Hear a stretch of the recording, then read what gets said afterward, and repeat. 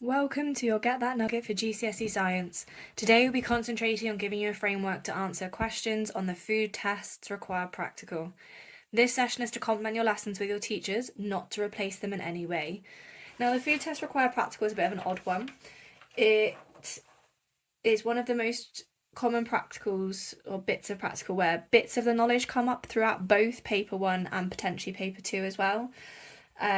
So you need to be really confident with knowing what the nutrients are that we can test for, what chemical we use, what reagent we use to test for them, and then what a positive result is, and then obviously the method part in there as well I'm going to go over.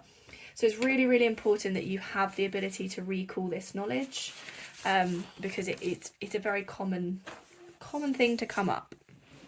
So I start with a blank slate now. There's no method in here to improve. It is a bit of a memory test for this one. So the first one we're going to do is starch. Now, if you watch the enzymes video already, you will know that if we are testing for starch, we are using iodine. So that is the chemical that we're using to test.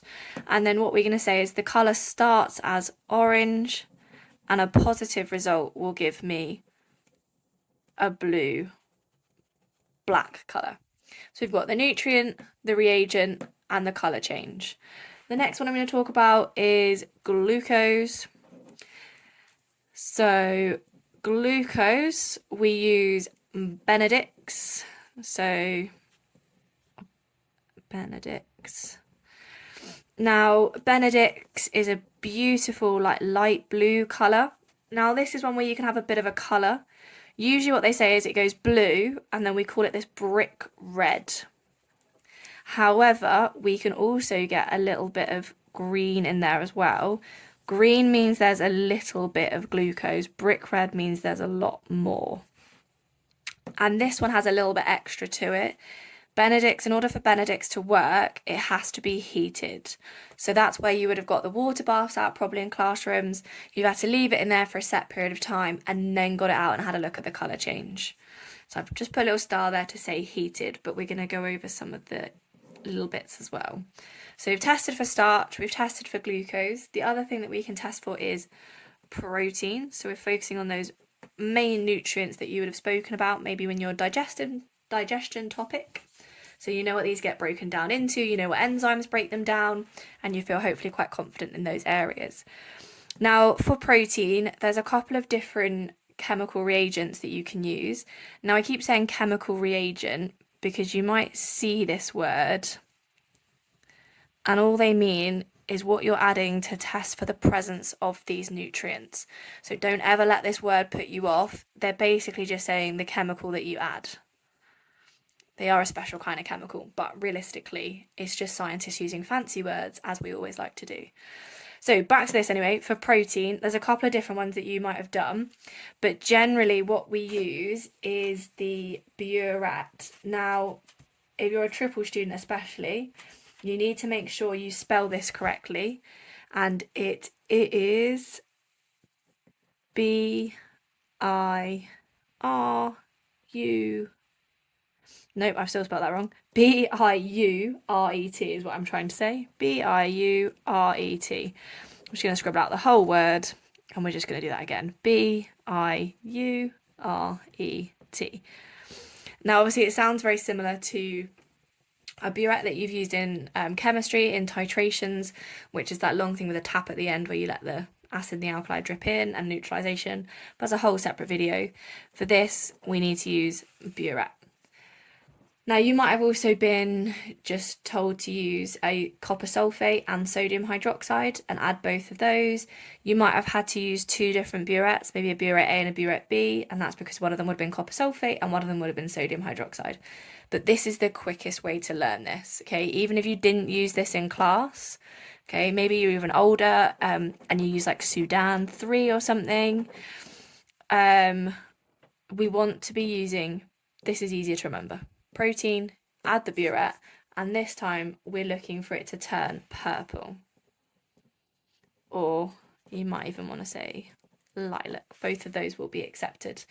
Okay, it's not specific like that. They will accept both. and it goes from like a bluey colour, but that's the present. Yeah, that means tick, we have protein in it.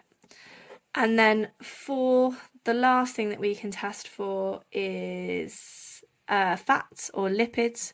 So I'm going to do fats / lipids. Remember, lipids is the proper term, but when we say lipids, we mean fats. Now this time we add ethanol and then water. And that's because what's going to happen is we're going to form that separate layer. Okay, and we're going to get that later, and it's going to go from clear to milky or cloudy.